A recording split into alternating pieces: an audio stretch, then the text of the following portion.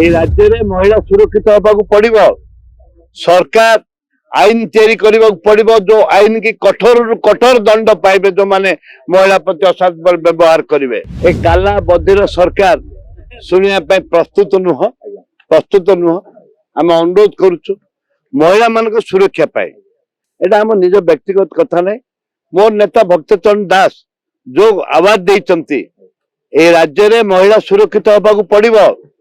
সরকার আইন তৈরি করা পড়িব, যে আইন কি কঠোর কঠোর দণ্ড পাইবে যে মানে মহিলা প্রতি অসৎ ব্যবহার করিবে। ছাত্রী সুরক্ষিত নুহতি। হস্টেল ছাত্রী আজি গর্ভপাত করছেন। ইয়ার দুর্ভাগ্যজনক কথা भारत देश कोठ नहीं।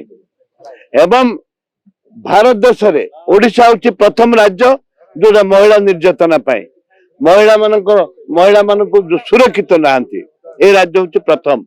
सेथि पाई आज 6 दिन हला विधानसभा आम परिसर भितर बसीचु। तुरंत राज्य सरकार निष्पत्ति नियंतु जे महिला मान सुरक्षित दवा पे एक आईन तैयारी करवा एवं महिला मान सुरक्षित आज सर्वदलीय एमएलए मान को लेकिन हाउस कमिटी करवा ये जोड़े कथा डिमांड रही।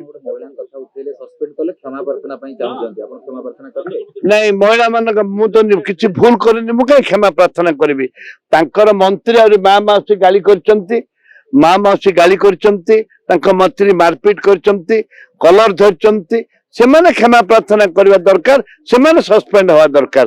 खाली कथा को महिला मान कथा को घोड़े दवाई महिला मान समस्या सहित जड़ित न होगापी ए राज्य सरकार सस्पेंड कर। जो पर्यंत न्याय नहीं, जो पर्यंत हाउस कमिटी नहीं, जो पर्यंत कल्पिट को